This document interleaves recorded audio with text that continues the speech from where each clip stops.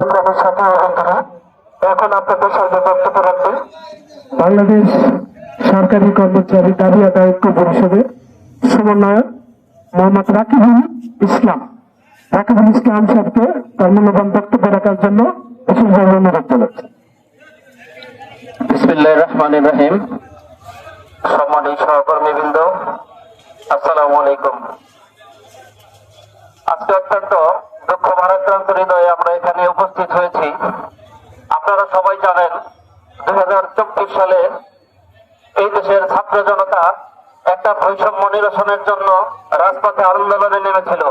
অত্যন্ত পরিতাপের বিষয়, দীর্ঘ 16 থেকে 17টি মাস অতিবাহিত হওয়ার পরেও এই বাংলাদেশ থেকে কিন্তু বৈষম্য দূর হয় নাই, বরং বৈষম্য আরো বেড়েছে। আমরা বিগত আমলে দেখেছি 2015 সালে আমরা সর্বশেষ পে স্কেল পেয়েছিলাম। তখন আমাদের বেতন দ্বিগুণ করার নামে আমাদের 11 থেকে 20 গ্রেডের কর্মচারীদের সাথে আমাদের কর্মকর্তাদের যে বৈষম্য জুড়ে দেওয়া হয়েছিল, সেই বৈষম্য আমরা আজও কিন্তু বয়ে বেড়াচ্ছি।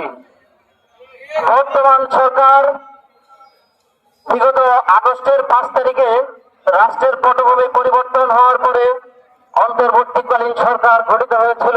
আমরা অনেক স্বপ্ন দেখেছিলাম এই সরকার আমাদের জন্য একটা কিছু করবে, কিন্তু অত্যন্ত পরিতাপের বিষয়, বিভিন্ন তাল বাহানা করে এখন পর্যন্ত আমাদের ভাগ্য উন্নয়নে এই সরকার এখন পর্যন্ত কোনো পদক্ষেপ গ্রহণ করেন নাই। 24 সালের আন্দোলনে অনেকটা স্লোগান ছিল এরকম যে বুকের ভেতর অনেক ঝড়, বুক পেতেছি গুলি কর, কিন্তু আমাদের সেই বুকের ভেতরে অনেক ঝড় এখনো বয়ে বেড়াচ্ছে। আমরা কিন্তু আমাদের সেই বৈষম্য নিরসনের জন্য আজকে এইখানে মানববন্ধন করতে হবে, এটা আমরা কখনো চিন্তাও করি নাই। বর্তমান উপদেষ্টা পরিষদের কাছে আমাদের একটা আকাঙ্ক্ষা ছিল যে এই সরকার আমাদের জনগণের সরকার, একটা জন আকাঙ্ক্ষা পূরণের জন্য এই সরকার এসেছে, আমাদের ভাগ্য উন্নয়ন হবে, কিন্তু আমাদের সেই আশায় গুড়েবালি। আপনারা জানেন 2015 সালের পর থেকে আমাদের ওই সময় যখন আমরা সেলুনে বসতাম, আমাদের 40 টাকা 50 টাকা দিলে আমরা চুল কাটতে পারতাম। বর্তমানে সেইটা 120 টাকা দিতে হয়। আপনি রিক্সাওয়ালাদের রিক্সায় চড়ে বেড়ান, দেখবেন যে 20 টাকার ভাড়া 50 টাকা হয়ে গেছে। তারা কিন্তু তাদের স্ব জায়গা থেকে তাদের বেতন সমন্বয় করে নিয়েছে, কিন্তু আমাদেরটা সমন্বয় করতে গেলে কি করতে হয়? আমাদের সরকারের দিকে তাকিয়ে থাকতে হয়। সরকারে বসে আছে কারা? শুভঙ্করের ফাঁকি দেখাচ্ছে। আপনি যে বৈষম্য নিরসনের জন্য আন্দোলন করলেন, সেই বৈষম্যটা কোনোভাবেই নিরসন হয় নাই। সরকার গঠন করার পরে আমাদেরকে কি বলা হলো প্রেস মিটিং এর মাধ্যমে, যে কারা বিগত দিনে পদোন্নতি বঞ্চিত হয়েছে তাদেরকে পদোন্নতি দেওয়া হবে। 11 থেকে 20 গ্রেডের একজন কর্মচারী পদোন্নতি পেয়েছে, আপনি দেখাতে পারবেন না। 12-13 বছর আগে হাসিনা সরকার যাদেরকে বাড়িতে পাঠিয়ে দিয়েছিল, তাদেরকে অনেককে বিছানার থেকে ধরে এনে রাষ্ট্রীয় একটা দায়িত্বপূর্ণ চেয়ারে আপনি বসিয়ে দিয়েছেন। তারা বসেছে, তারা আমাদের কাছ থেকে কোন প্রকারের আমাদের কথা তারা চিন্তা করবে না, তারা চিন্তা করতেছে তাদের নিজেদের কথা।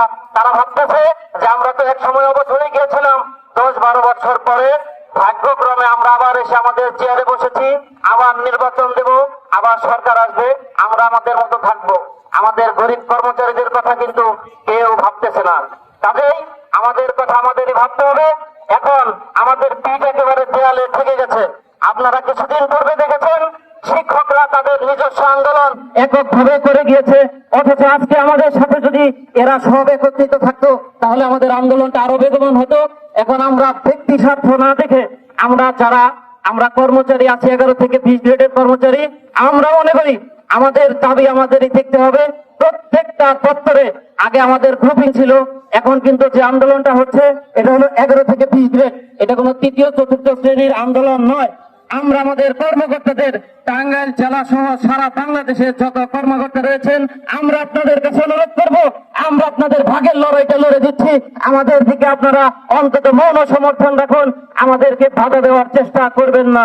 আগস্ট সামনের মাসের 5 তারিখের মধ্যে যদি আমাদের দাবি আপনাদের শুভবুদ্ধির উদয় হয়, আপনারা মেনে নিলে তো আলহামদুলিল্লাহ, আর না হলে যদি আমরা কঠিন থেকে কঠিন কর্মসূচিতে যেতে বাধ্য হই, তাহলে কিন্তু আমাদেরকে কোনো কিছু দিয়েই আর দাবায় রাখতে পারবেন না। কারণ কিভাবে বৈষম্য নিরসন করতে হয় সেটা আমরা আগস্ট মাসেই শিখে গেছি। আমরা সমস্ত কর্মচারীদেরকে ঐক্যবদ্ধভাবে একটা আহ্বান জানাতে চাই, সেটা হলো আপনারা দ্বিধাবিভক্ত না থেকে আপনারা সবাই এক ছাতার নিচে আসুন। আমাদেরকে আমাদের ভাগের লড়াইটা আমাদেরই লড়তে হবে। আর অন্যান্য ডিপার্টমেন্টের ভাইদেরকে আমরা বলবো, বিশেষ করে আইন শৃঙ্খলা রক্ষাকারী বাহিনীর ভাইদের আমরা আজকের এই অনুষ্ঠানের মাধ্যমে একটা বিষয় বার্তা দিয়ে জানিয়ে রাখতে চাই, ভাই আপনারাও কর্মচারী, আমরাও কর্মচারী।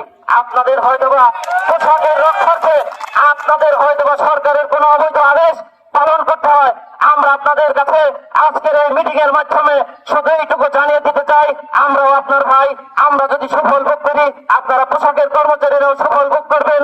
এমন কোন অন্যায় আদেশ আপনারা পালন করতে যাবেন না। যেখানে আপনার ভাই, এখানে আমরা যদি কোন প্রকারের দুর্ঘটনার শিকার হই, তাহলে কিন্তু আমরা যদি দাবি আদায় থেকে পিছপা হয়ে যাই, তাহলে কিন্তু আপনারাও ক্ষতিগ্রস্ত হবেন। দয়া করে আমরা এই রিকোয়েস্ট আপনাদের কাছে রাখতে চাই।